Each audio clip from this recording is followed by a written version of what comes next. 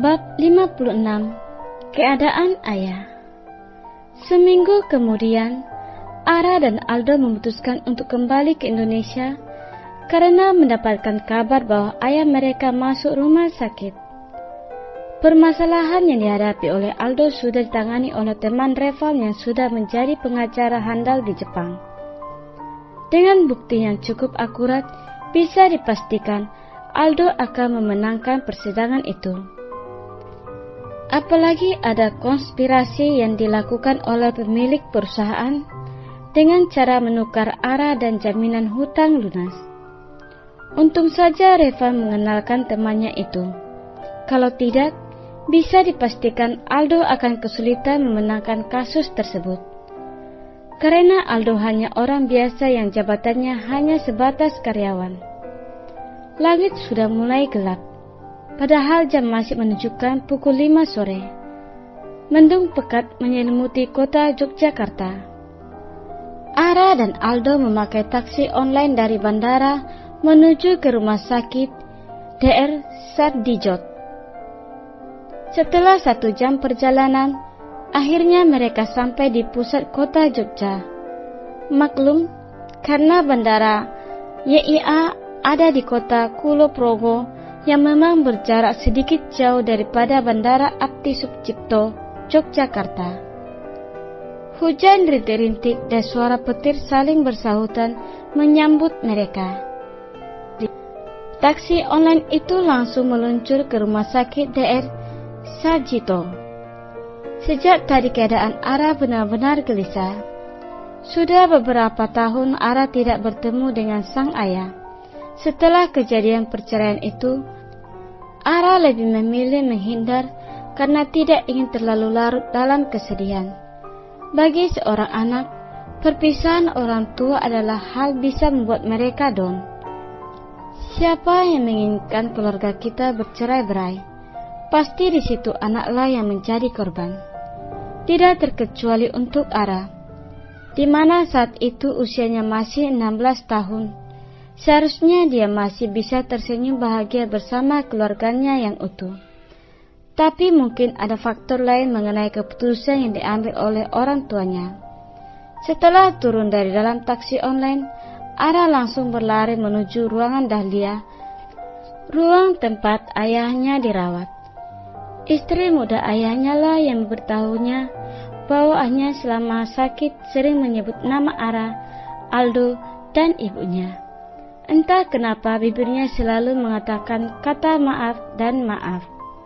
Mungkin masih ada terbelit rasa penyesal karena telah menyanyiakan mereka. Ayah, seru Ara saat baru masuk ke ruangan sang ayah. Di sana sudah duduk seorang wanita yang memang mengaku seorang gadis kecil, cantik yang begitu menggemaskan. Dan Ara tahu siapa gadis kecil itu.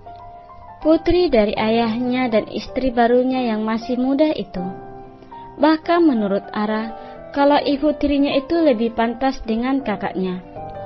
Lihat saja umurnya yang masih sekitar 30-an.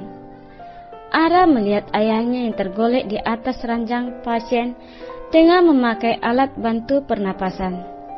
Ara, Aldo, akhirnya kalian datang? Seru wanita yang duduk di samping ranjang sang ayah. Tante Susi, bagaimana keadaan ayah? Tanya Aldo. Wanita yang masih terlihat muda itu menatap Ara dan Aldo dengan mata yang sembam. Sepertinya dia baru saja menangis sepanjang hari. Ayah kalian, keadaannya tidak baik-baik saja. Sekarang dia sedang tidur. Beberapa hari ini dia selalu menanyakan tentang kalian. Jawab Susi. Ara mengambil tangan ayahnya dan menciumnya. Ayah, Ara kembali. Lirik Ara. Matanya memanas dan kini sudah mengenang air yang siap jatuh kapan saja. Sejujurnya, Ara masih sangat menyayangi ayahnya. Meskipun selama beberapa tahun ini dia sedikit kecewa dengan sang ayah karena telah memilih wanita muda dibandingkan dengan ibunya. Ayah, bangunlah. Ara minta maaf. Bisik Ara kini sudah menumpahkan air matanya. Dadanya terasa sakit saat melihat keadaan sang ayah yang terlihat semakin kurus dan tua.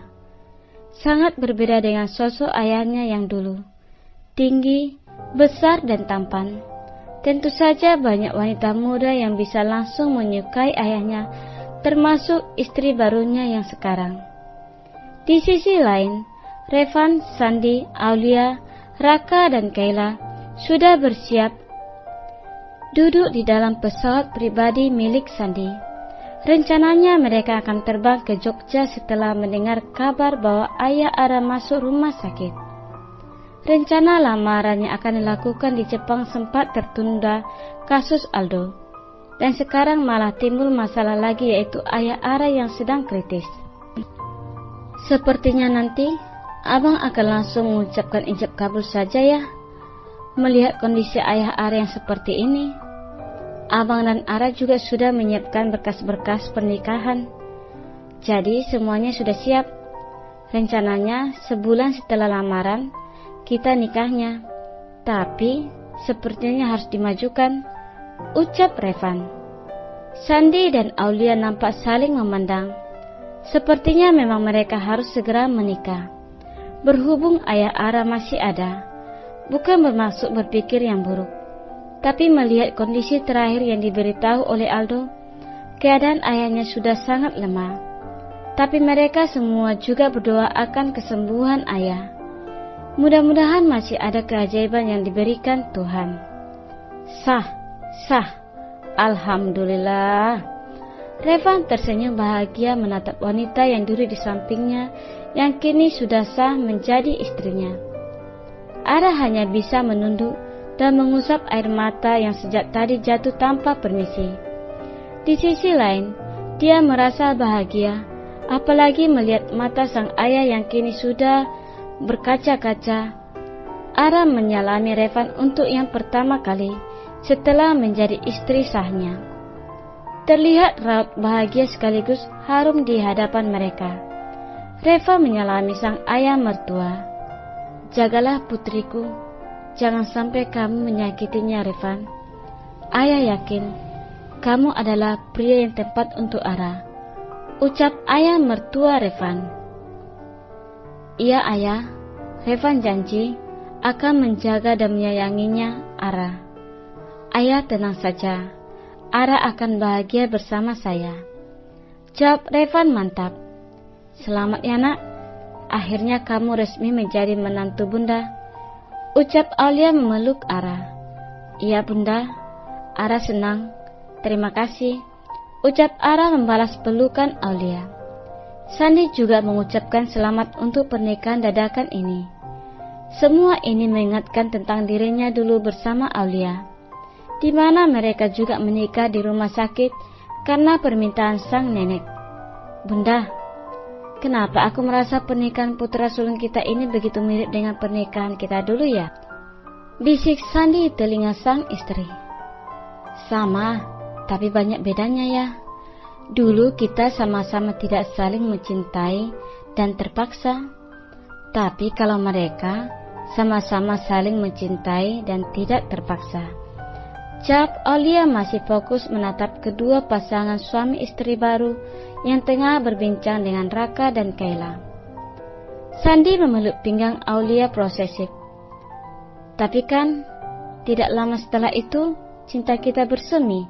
Dan sekarang lihatlah, bukti cinta kita yang tidak akan pernah lengket oleh waktu, ucap Sandy mencium pucuk jilbab Aulia.